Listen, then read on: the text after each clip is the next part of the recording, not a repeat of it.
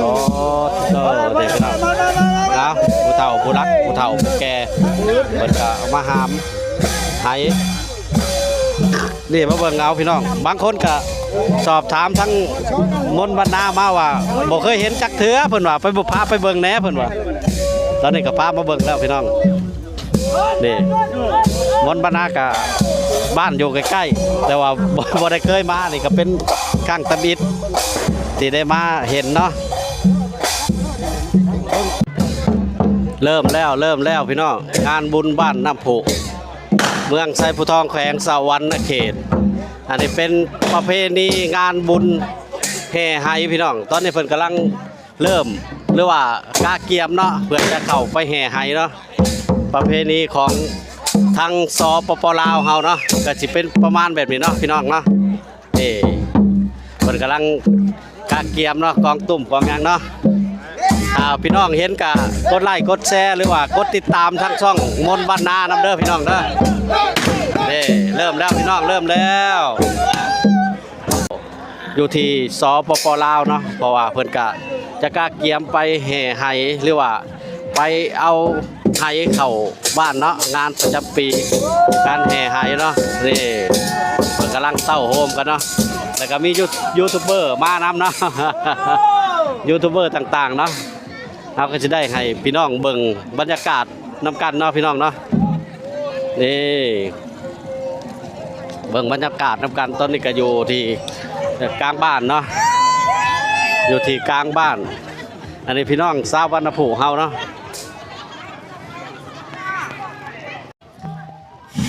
ตอนนี้เพิ่นกำลังจะไปเนาะจะออกไปให้มนต์บรรณากะบอกเคยมาจักเทื่อที่บ้านน้ำพุเนาะแต่ว่าเคยได้ยินเป็นประจำหรือว่างานประเภทนี้แห่ไห้บ้านน้ำพุเมืองไซผู้ทองแขวงสวรรณเขตได้ยินผ่านทางโซเชียลหรือว่าทาง Facebook หรือว่า YouTube เนาะแต่ว่าว่ายแต่ว่ามนต์บรรณากะบ่เคยมาพี่น้องแต่ว่าตอนนี้เป็นครั้งแรกเนาะที่มาร่วมงานแห่ไห้ของประเพณีงานบุญบ้านน้ำพุเนาะตอนนี้เพิ่นกำลังจะไปที่ดอนเอากระจิบไปเบิ่งไปชมน้ำกันว่าจะเป็นจังใดพี่น้องประเพณีทางสปปลาวเฮาตอนนี้ก็มาถึงที่ดอนบอนที่ไห้อยู่เลยเนาะแต่ว่าทหารบ้านหรือว่ากองร้อนบ้านเพิ่นก็บ่ให้เข้าไปเนาะเพิ่นก็บ่ให้เฮาเข้าไปเนาะแต่ว่าเฮาก็สิเบิ่งบรรยากาศก่อนพี่น้องว่าเป็นจังไดเนาะตั้งหลักจะทายทางครับเบิ่งบรรยากาศเข้าไปพี่น้อง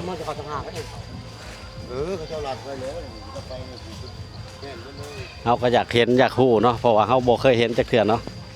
ว่าเป็นจังไดเนาะหม่องเพิ่นอยู่เนาะถ้าเขามาถึงแล้วเขาก็สิเข้าไปเบิ่งให้พ่อแม่พี่น้องได้เบิ่งได้เห็นนำกันเนาะ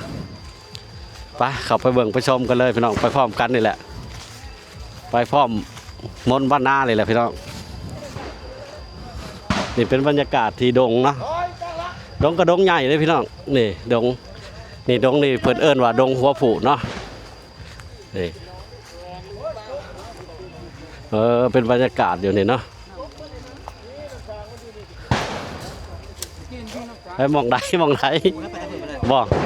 เอาบรรยากาศบ่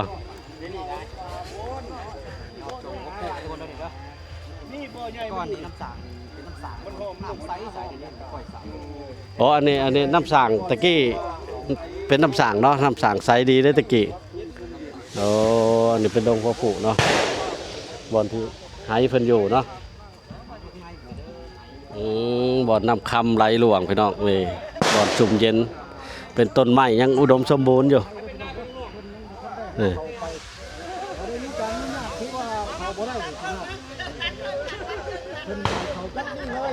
ห้ามเด็ดขาดไว้กินกาเด้อพี่น้องเด้อนี่กาผู้สิฮู้จักคนดีดอกเนาะพี่น้องแมนอันนี้ทั้งช่องพญมนต์คนบ้านเราหนาดทั้ง Facebook ติดตามเลยเด้อพี่น้องเด้อ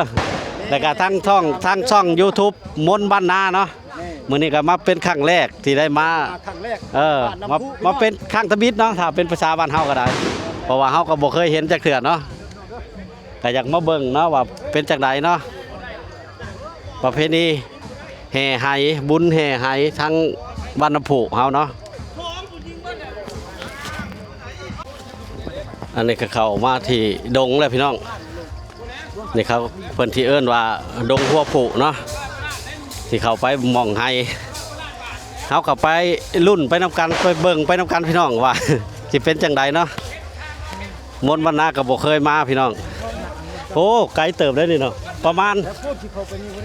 บ่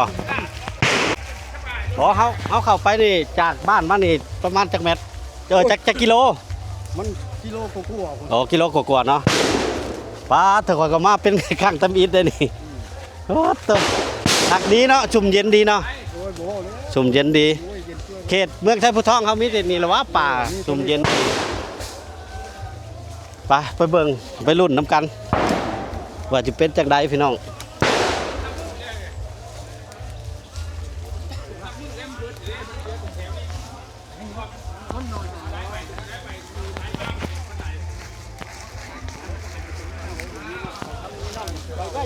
ไปได้บ่ว่ายมีน้ำอยู่เกิบอันนี้ไปได้โอ้เป็นน้ำมันสนมบ่เบียมเนาะเฉพาะ ปีกายนี่ก็กูนี่ปีกาย เฉพาะชุ่มเย็นดีเลยคันบ่มีงานประเภทนี้เพิ่นก็บ่ให้เข้าแล้วเนาะโอ้บ่ได้เขามาบุกลุกเพิ่นก็บ่ได้แล้วเนาะต้องประจำปีหนึ่งมาเทื่อหนึ่งเนาะโอ้วันหาอยู่หากินก็เพิ่นก็บ่ให้เข้าได้อันนี้เป็นป่าสงวนป่าตะชุ่มเย็นอีหลีเอาแน่เอามันยังไปเวลาทงมาทางนั้นน่ะชุ่มเย็นอีหลีอันนี้คักอีหลีป่าเนี่ยโอ้ยโอเคแต่ละปีเขาก็เคยมาอยู่แต่ว่าบ่ได้เข้ามาฮอดพี่อยู่แต่ในทางเข้าวัดเพิ่นวันนี้ได้มาสิเห็นกับตาเลยแหละบัดนี้ไปรุ่นไปเบิ่งไปชมน้ำกันพี่น้องโอ้ชุ่มเย็นอีหลีอันนี้เป็นน้ำมันน่ะเนาะน้ำค้ำบัดนี้เบิ่งได้นี่เป็นขนมบ่เบียมเพิ่นก็อยู่ไหนอีหลีอีใช่พ่อใหญ่เฮามาฮอดใช่แล้วพ่อใหญ่ที่งามขึ้นตินี่ผู้ใหญ่ที่มีรักนี่ที่สิเอาเพิ่นเมื่อแล้วเชิญเพิ่นเมื่อลิ้นบุญลิ้นยังน้ำติ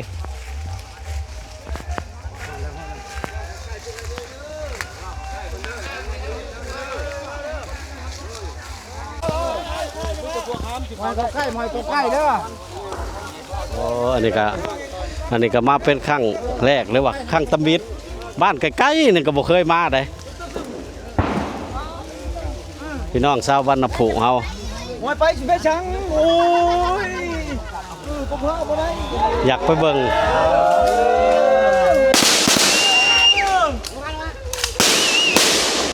บ่ไอ้เพิ่นโอ้ตไปเด้อ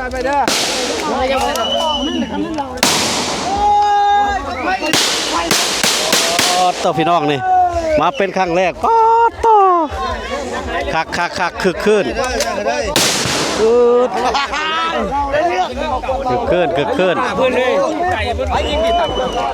โอ้หายมาเป็นครั้งแรกเห็นแล้วพี่น้องเห็นแล้วเห็นแล้วพี่นี่หายบ้านน้ำพุเอาได้เป็นผูกกันหายบ้านน้ำพุพี่น้องนี่ประเพณีแห่หายบุญบ้านน้ำพุนี่แต่ว่ามนต์บ้านนากับบ่ได้มนต์บ้านนากับบ่ได้เอากวดมาหายน้ำเพิ่นเนาะเพิ่นให้น้ำศักดิ์สิทธิ์น้ำอยู่ในไหพี่น้องผ้าฝนผ้าฝนลงกับบ่ได้เต็มพี่น้องเอ้ยอยู่ในนี่แหละในน้ำนี่ทำที่ผ้าฝนดีนี่แหละ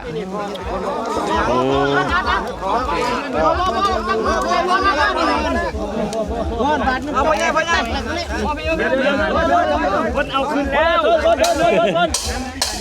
ถ้าเขาได้แบบน้ำในไหหรือว่าก้นไหที่เพิ่นตั้งไว้ก็เป็นสิ่งศักดิ์สิทธิ์สักการะบูชาเนาะอันนี้เพิ่นสิหามเพิ่นสิเอาเข้าได้พี่น้องนี่โอ้ได้บุญหลายๆเด้อนี่ผู้ใดเห็นคลิปก็ให้ได้บุญหลายๆพี่น้องทั้งต่างประเทศอเมริกาเฮาหรือว่าทั้งฝั่งไทยก็ได้เนาะอันนี้ถือว่าประเภทนี้งานบุญแห่ไหเนาะที่ทั้งบ้านน้ำผูกหรือว่าชาวบ้านน้ำผูกเฮาจัดขึ้นเนาะนี่พี่น้องเตอคักเลยโอ้แล้วลั่นนี้ คักแล้วพี่น้องนี่ดงป่าก็ชุ่มเย็น เบิ่งผู้ไล่ชดก็เบิ่งไปเด้อบ้านมันเคยเห็น ยายชื่อ เอาเบิ่งต่อไปว่าเพิ่นสิตามพิธีเพิ่นเฮ็ดแบบใดเนาะ เงินป่วยง่ายได้เงิน700,000ซักว่าตัวตาบัดดี เกือบเข้ามาบ่ทันพี่น้องเอ้ยถ้าบ่มีคนอยู่บ้านน้ำผูกพาเข้ามานี่สิบ่ทันเพิ่นสิบ่เห็นเลยแหละแต่ละปีก็ยังบ่เห็นเลยบ่ได้เข้ามาถึงเพิ่นเลยถือว่าถ้าเฮามาถึงแบบนี้นี่ถือว่าเฮามีบุญได้พี่น้องมีบุญมีบุญแล้วถ้าพี่น้องอยู่ทั้งต่างประเทศทั้ง USA หรือว่าอยู่ทั้งใดก็เห็นก็กดไลค์กดแชร์นำเด้อพี่น้องนี่บุญประเพณีแห่ไห นี่บอก ฮะฮักกะฮอดพี่นี่แค่บ้านอยู่ใกล้ๆเลยบ้านดงหัวค่ำนี่แล้วเพื่อนข่อยกำลังเพื่อนนั่นลุงจอนมีเด้ซื้อวันน่ะเด้กำลังเห็นปีนี้มาปีไหนก็บ่ทันเพิ่น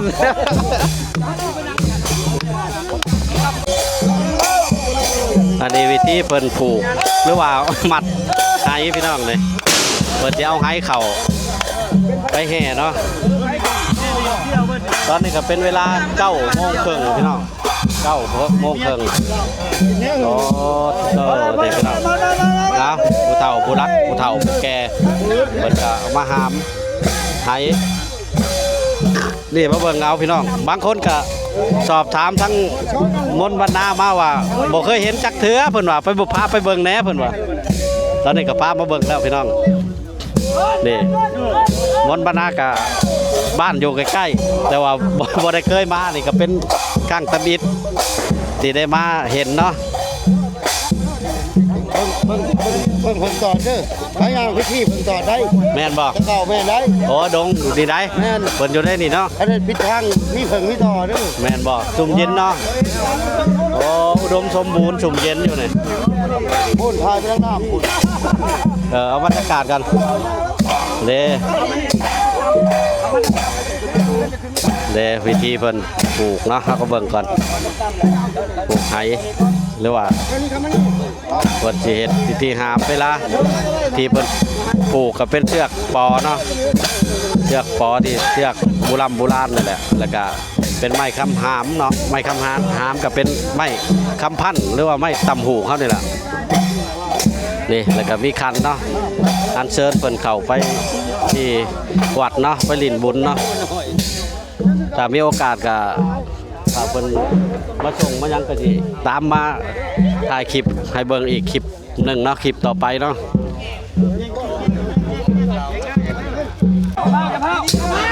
ตอนที่ออกจากหม่องเคลื่อนย้ายก็ที่ให้คนหนุ่มหามก่อนเนาะให้คนหนุ่มคนยังหามก่อนเนาะเพราะว่ามันวิทย์บ่อนน้ำบ่อนยังนี่นะบ่อนกี่ต้มนะให้คนหนุ่มหามก่อนหลังจากหันก็สิเป็นผู้เฒ่าโบราณเฮานี่แหละหามเข้าไปที่วัดนี่เห็นกันหามยิงอีก ยิงไปเด้อพี่เด้อเล่นตกเด้อ โอ้ทหารหนุ่มก็นี่ทหารนั่นเฒ่าแล้วก็เจ้ายิงตลอดได้เลย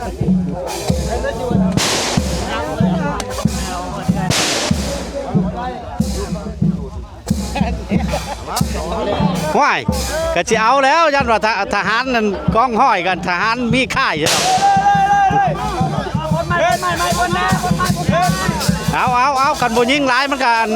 ค่าสนิมเลยนั่นเป็นกองร้อนบ้านเนาะ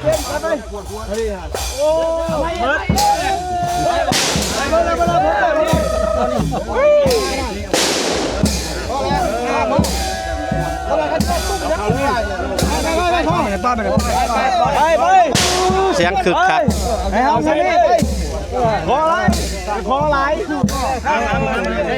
้าวเพิ่นหามขึ้นแล้วพี่น้องหามหายไปแล้วไปนี่แห่หายเอาผู้เฒ่าเพิ่นไปไปนี่แห่หายได้เคลื่อนย้ายแล้วอันนี้บ้องเพิ่นอยู่พี่น้องนี่ยักษ์ศักดิ์สิทธิ์อยู่บ่เดี๋ยวเบิ่งอยู่ดีไม่แห้งเพิ่นก็มาอยู่เบิ่งนี่จ้าถูกถูกอยู่ดีไม่แห้งเอาเป็นครั้งแรกเป็นครั้งตำอิดพี่น้องเอ้ยวันนี้บอลตั้งให้เพิ่น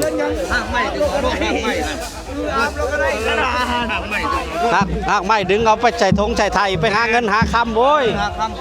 โชคดีได้ดึงเอาเป็นความเพิ่นบอกกันแหละเอาสำนีก็อยู่ดีไม่แห้งเลยแหละนี่เอาไปใช้ควันทงควันไทยโอ้บ่ได้เห็นบ่ได้มาง่ายๆได้ปีหนึ่งมีเทื่อหนึ่งได้นี่ได้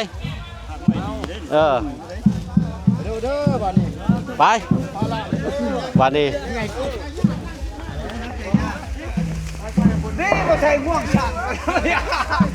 ควันอันนี้ก็เป็นบรรยากาศก่อนกลับเนาะแต่ว่าไฮเพิ่นก็ห้ามไปก่อนแหละเนาะนี่เวลาออกกันสิประมาณนี้พี่น้องติดกันออกไปสิแหละเพราะว่ามันแบบว่าดงป่าเพิ่นก็บ่ได้ให้เฮ็ดทางเฮ็ดหยังได้ลอดเข้ามาโลดเอาแบบธรรมชาติบ่ได้มีทางคอนก่อคอนกรีตได้เพิ่นก็มันสิเสียธรรมชาติเพิ่นเราต้องไปแบบนี้แหละลัดป่าออกไปสบายแต่ว่าก็บ่ได้เหยียบน้ำบ่ได้เตะต่อได้แหละเนาะน้ำลายปานนี้ก็ได้ไม่ตอกลายก็ได้เหมือนด้วยความชุ่มเย็นเพิ่นเนาะมีน้ำตลอดปี